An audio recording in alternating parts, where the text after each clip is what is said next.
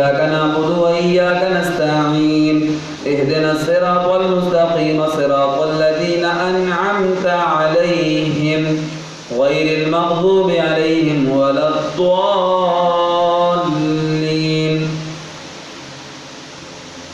واتل عليهم نبأ نوح إذ قال لقومه يا قوم إن كان كبر عليكم مقامي وتذكيري بآيات الله فعلى الله توكلت فأجمعوا أمركم وشركاءكم ثم لا يكن أمركم عليكم غمة ثم قضوا إلي ولا تنظرون. فإن توليتم فما سألتكم من أجر إن أجري إلا على الله وأمرت أن أكون من المسلمين. فكذبوه فنجيناه ومن معه في الفلك وجعلناهم خلائف وأغرقنا الذين كذبوا بآياتنا فانظر كيف كان عاقبة المنذرين. ثم بعثنا من بعده رسلا إلى قومهم فجاءوهم بالبينات فما كانوا ليؤمنوا بما كذبوا به من قبل كذلك نطبع على قلوب المعتدين. ثم بعثنا من بعدهم موسى وهارون إلى فرعون وملئه بآياتنا فاستكبروا وكانوا قوما مجرمين. فلما جاءهم الحق من عندنا قالوا إن هذا إلا سحر مبين. فلما جاءهم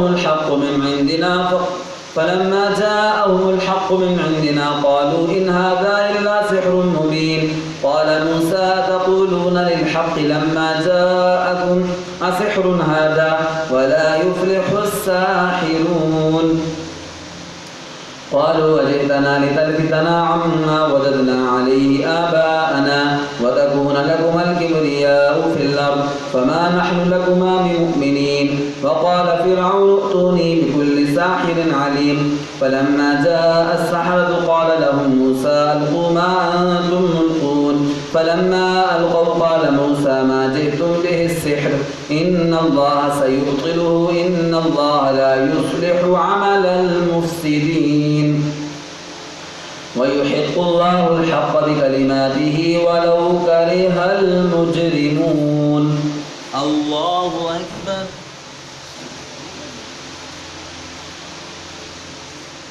سمع الله لمن حمده. الله أكبر. الله أكبر. الله أكبر.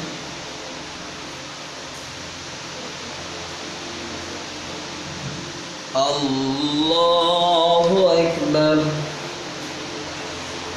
الحمد لله رب العالمين الرحمن الرحيم مالك يوم الدين إياك نعبد وإياك نستعين اهدنا الصراط المستقيم صراط الذين أنعمت عليهم غير المغضوب عليهم ولا الضالين. فما آمن لموسى إلا ذرية من قومه على خوف من فرعون وملئهم أن يفتنهم وإن فرعون لعال في الأرض وإنه لمن المسرفين.